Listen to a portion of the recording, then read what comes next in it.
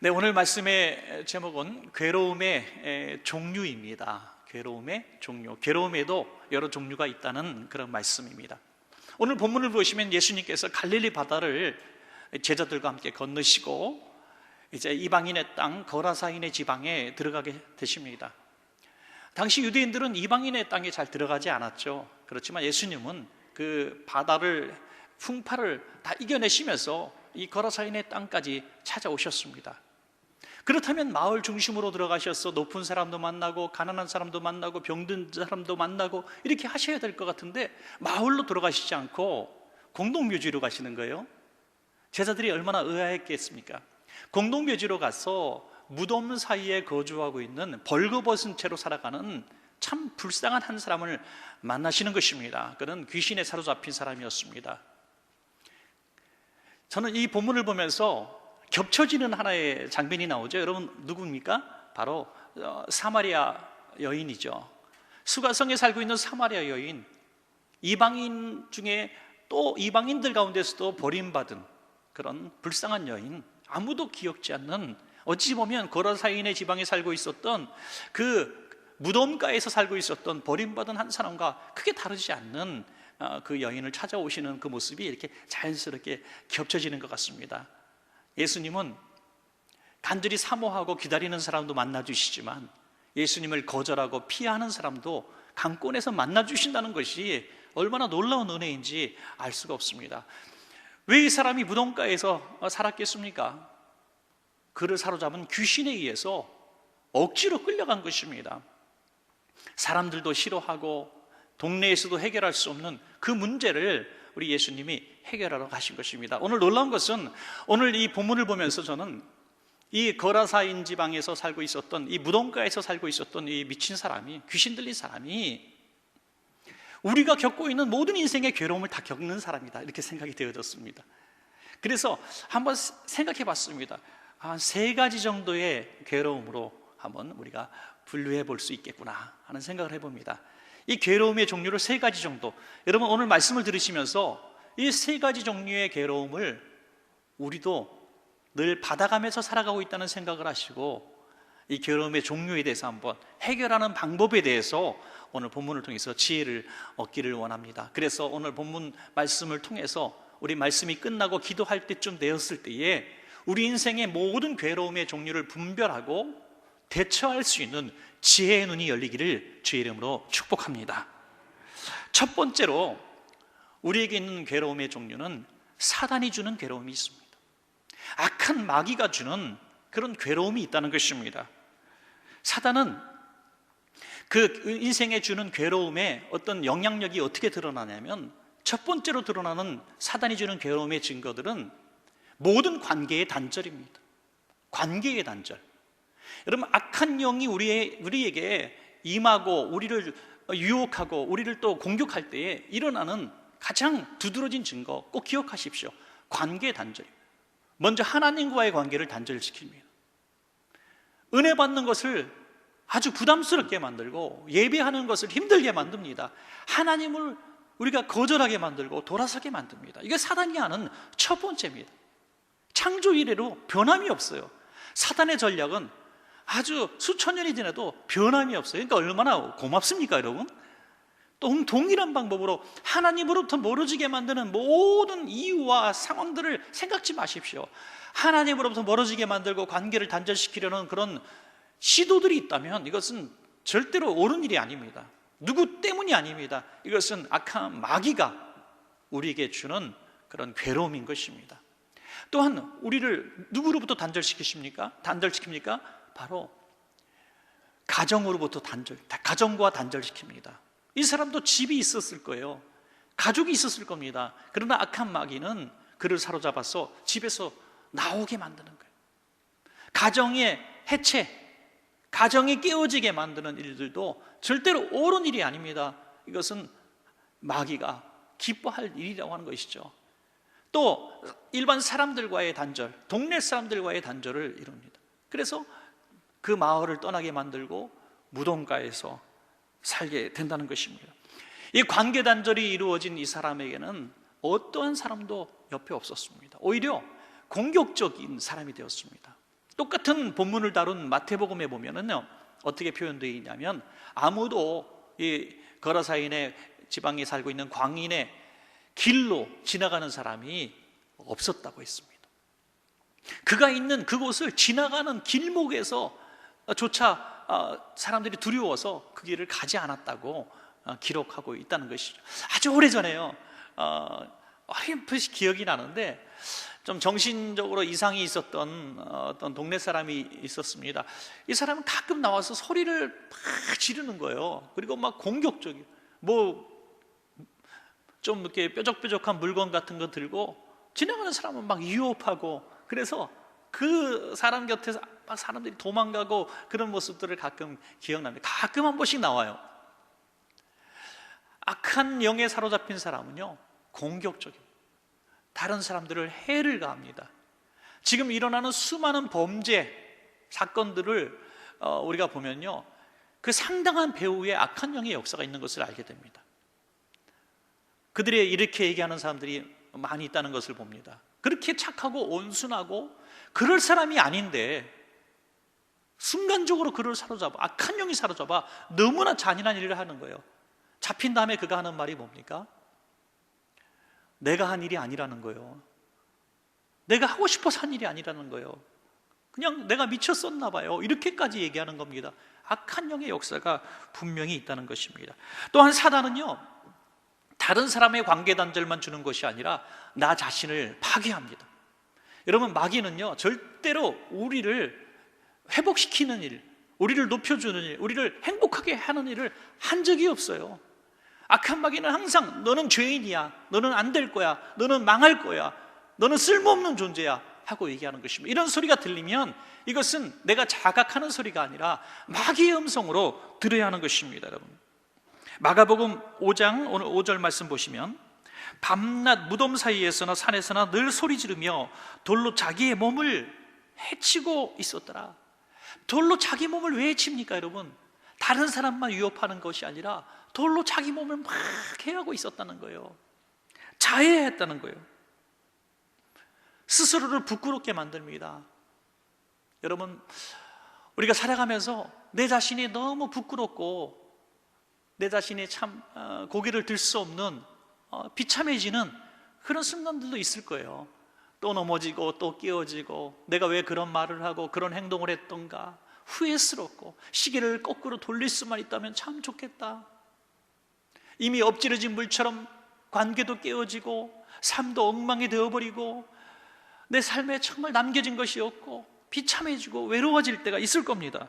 그때 마귀는 절대로 위로하지 않습니다. 그래, 너 같은 거 쓸모없는 사람이야, 너 같은 건 살아서 뭐해, 계속 말한다는 거예요. 그래서 이 악한 귀신이 이 사람을 사로잡을 때 그는 돌로 자기를 해야 하는 거예요. 벌거벗은 수치도 모르게 살아갑니다. 여러분, 악한 영에 사로잡힌 사람의 최대 피해자는 본인입니다. 여러분, 본인.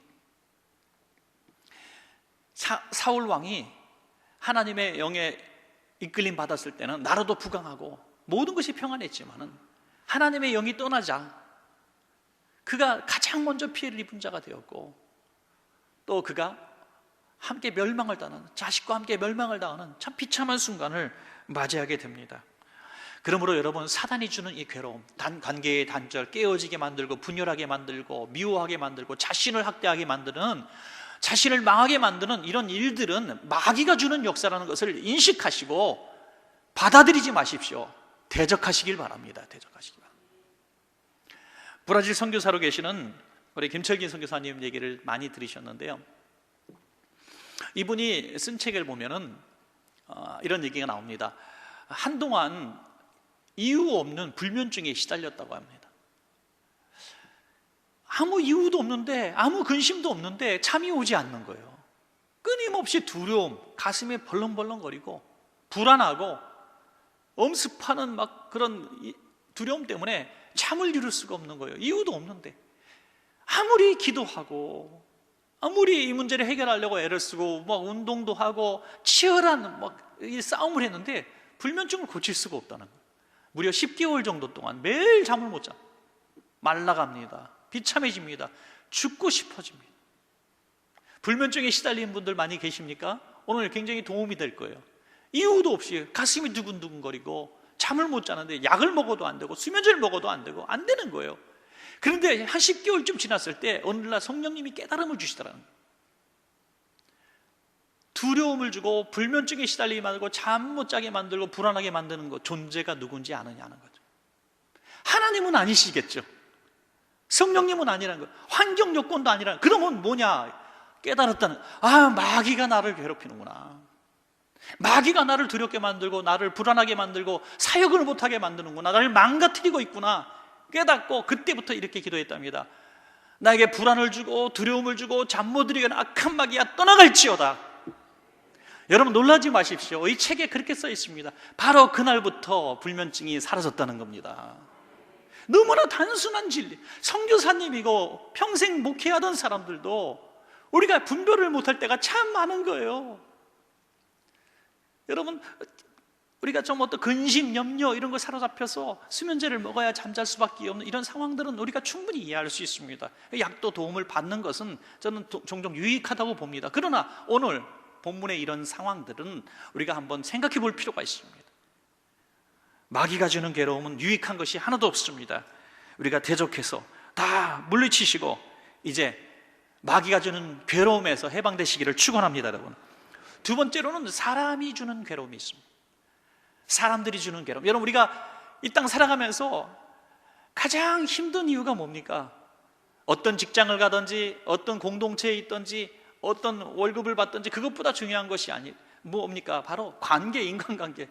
사람들 때문에 힘들어요. 결국 사람들 때문에 상처받고 사람들 때문에 죽고 사람들 때문에 직장을 옮기고 사람들 때문에 깨어지고 결국 사람들, 우리에게 가장 위로를 주고 힘을 주고 도움을 주는 도 사람이지만 우리를 가장 망가뜨리고 고통스럽게 만드는 것도 사람이에요. 그래서 한순간에 가장 친했던 사람이 가장 원수 같은 사람으로 바뀌어질 수도 있는 것이 바로 사람입니다. 삼짐승보다 무서운 것이 뭐라 그래? 그래서 사람이에요. 여기 남편 그럼 곤란합니다. 삼짐승보다 무서운 게 사람. 사람 만나는 게 제일 무섭다는 거 아니에요? 그런데 그 세상 사람들은요, 대하는 방법, 자기를 위해서 살아갑니다. 모든 세상 사람은 자기를 위해서 살아가기 때문에 사실 돕고 선행을 베풀고 하는 일들이 있지만 본질적으로 인간은 이기적인 존재예요. 그래서 오늘 이 귀신 들린 사람이 나타났을 때 어떻게 대화합니까? 오늘 본문에 보니까 이 도시 사람이에요. 이 동네 사람이에요. 그런데 마을 사람들이 그를 대하는 유일한 방법은 그를 쇠사슬로 묶는 거예요. 오면은 몽둥이를 쳐서 쫓아내는 겁니다. 때리는 겁니다. 마을에서 쫓아내고 묶어버리고 학대하는 겁니다. 세상 사람이 하는 고치는 방법은 잡아서 가두는 방법밖에 없어요. 마가복음 5장 3절부터 4절까지 보시겠습니다. 우리 한번 같이 읽을까요? 시작. 이제는 아무도 그를 쇠사슬로도 매일 수 없게 되었으니 이는 여러 번 고랑과 쇠사슬에 매였어도 쇠사슬을 끊고 고랑을 깨뜨렸음이로라. 그리하여 아무도 그를 제어할 힘이 없는지라. 아멘. 어떤 성도님이 너무 마음에 상처가 많아가지고 이걸 어떻게 해결할까 하다가 어떤 친한 성도님께 한번 털어놨어요. 내가 이렇게 가정적으로 너무 힘듭니다. 경제적으로 힘들고 정말 내가 기도도 하고 신앙생활 하지만 너무 힘듭니다 하고 얘기했더니 그 자리에서는 정말 위로도 하고 잘 될 거예요 이렇게 말을 하시더니 이 특급 정보를 혼자만 가지고 있기 너무 아까워서 이 정보를 아주 흘려보냅니다. 그래서 누구도 알고 그날 밤에 여러 명이 전화하고 찾아오고 그 이후에 계속되어지는 이런 자기에 관한 소문들이 퍼질 때 너무너무 괴로웠다는 거예요.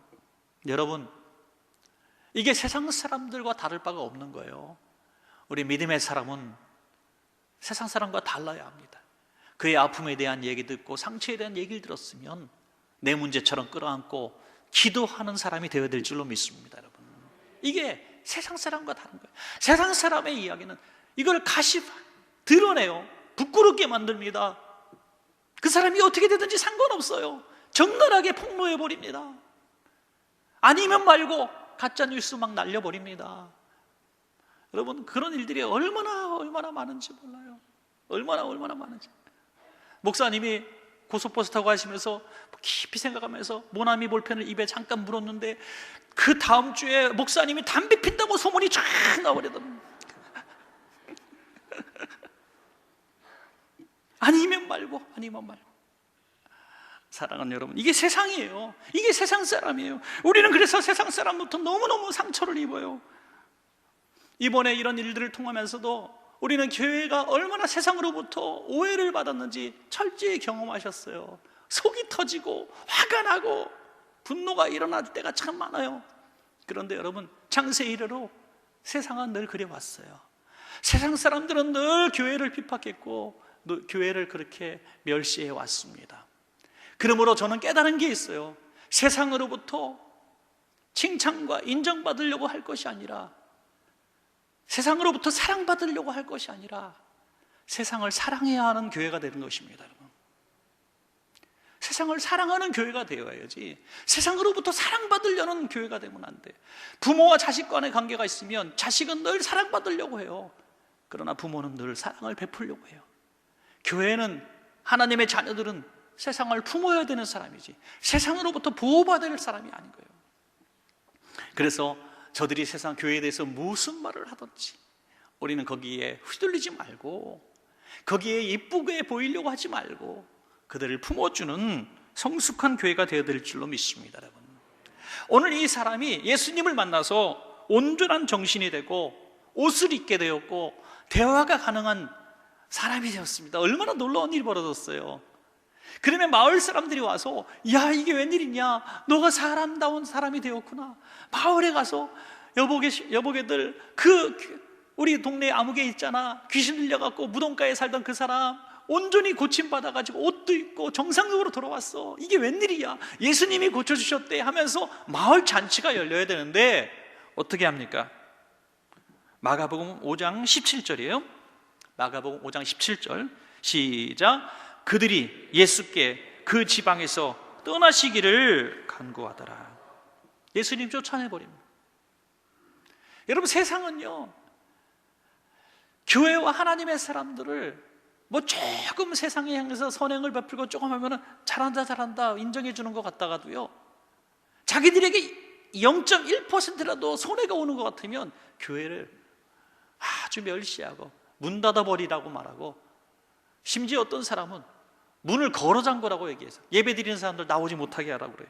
말이라도 그렇게 쉽게 얘기합니다. 여러분, 얼마나 세상이 악한지 몰라요. 얼마나 논리적이지 않아요. 세상은 감정적이에요. 그들의 관점은 오직 물질이었어요.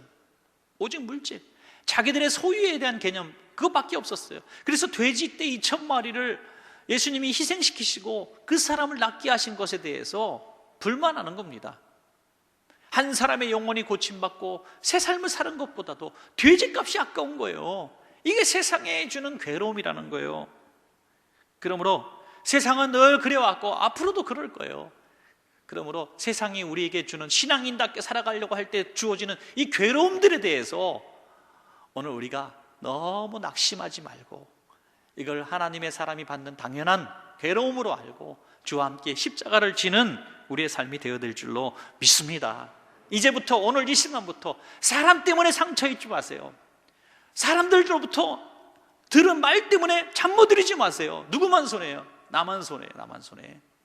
세상 사람들이 주는 모든 편견과 그런 오해와 그런 말들에 대해서 오늘 단호하고, 또 우리가 정말 하나님의 은혜로 대처하심으로 말미암아 해방되시기를 주의 이름으로 축복합니다.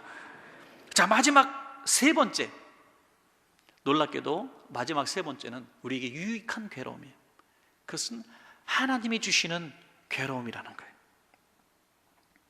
여러분, 귀신이 주는 괴로움도, 사람들이 주는 괴로움도 우리에게 유익하지 않습니다. 대적하고 외면하면 돼요.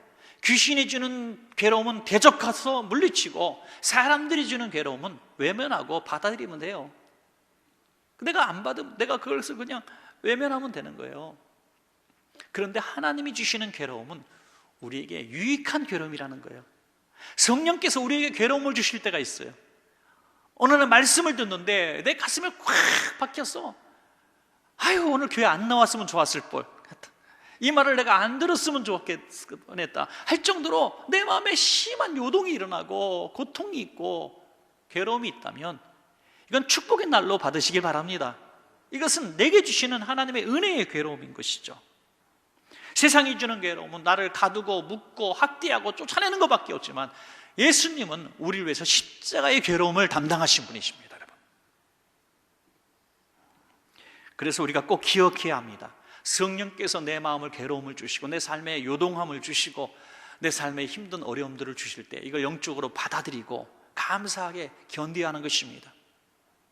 그건 질병일 수도 있고요, 사건 사고일 수도 있고, 내게 닥친 경제적인 환란일 수도 있고, 또 그런 고민들일 수도 있어요. 그러나 이것이 성령님이 내게 주신 괴로움이라고 내가 인정되어지고 깨달아졌다면 이 괴로움들을 통해서 하나님이 주신 유익들을 바라보는 것이 우리에게 유익할 줄로 믿습니다, 여러분. 마가복음 5장 7절 말씀 한번 읽어볼까요? 마가복음 5장 7절 시작. 큰 소리로 부르짖어 이르되 지극히 높으신 하나님의 아들 예수여, 나와 당신이 무슨 상관이 있나이까? 원하건대 하나님 앞에 맹세하고 나를 괴롭히지 마옵소서. 자신을 고쳐주러 오신 예수님 앞에 나 괴로워요, 괴롭히지 마세요 라고 얘기합니다. 여러분, 이 사람은 지금 세상의 온통 괴로움을 다 겪은 사람이에요.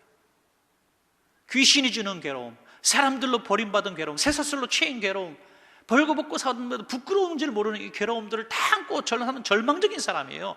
그런데 날 괴롭히지 마세요 라고 얘기한 적이 한 번도 없어요. 여러분, 이것도 너무나 희한한 일 아닙니까? 날 괴롭히지 마세요 얘기하지 않았어요. 그런데 그를 고쳐주려고 오신 예수님 앞에 날 괴롭히지 마세요 라고. 여러분, 의사가 있는데 수술을 해야 살 수 있습니다. 그리고 잘 설명합니다. 고통스러울 거예요, 힘들 거예요, 회복되는데 시간이 많이 걸릴 거예요. 그런데 수술하시겠습니까? 그러면 선생님, 나 괴롭히지 마세요, 나 지금처럼 살래요. 얼마나 어리석은 사람입니까? 그냥 그렇게 살면 오래 못 삽니다. 수술해야 고통스럽지만 그 수술해야 계속 수명대로 살 수 있는 것입니다. 수술해야죠. 괴로움을 감내해야죠. 여러분, 운동선수도 괴로움을 감내해야 운동 실력이 향상이 되고요, 그리고 또 공부하는 학생들도 열심히 공부를 해야, 그 괴로움을 극복해야 또 학업이, 성적이 올라가는 것이죠. 이 코로나 때문에 정말 뭐 하늘도 높아지고 말이 살찌는 게 아니라 사람들도 살찌고 또 향상된 게 있대요. 우리 청소년들이 굉장히 향상된 게 있는데 게임 실력이 많이 향상이 됐다 그래요.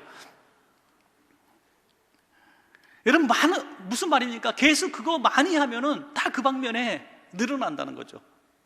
그 방면에 늘어날 수밖에 없어요. 성령님이 우리를 괴롭히는 시간이 많을수록 우리는 온전한 사람이 되는 것입니다, 여러분. 날마다 말씀에 우리가 갈등하고 날마다 말씀에 괴로워하고 하나님의 음성에 내가 고민하고 갈등하는 삶이 되어야 된다는 거예요. 그런데 우리 이 시대가 왜 그렇게 믿음의 모습이 보이지 않습니까? 이런 영적 괴로움을 거절하는 거예요. 조금만 뾰족한 말씀이 강단에서 펼쳐지면 이 교회는 나랑 안 맞아. 맞는 교회를 찾아서 또 편안한 교회를 찾았습니다. 여러분, 예배 와서 말씀 듣고 내 삶이 갈등이 일어나야 내 삶이 하나님께 다가가고 변화되고 복된 삶이 되는 것입니다.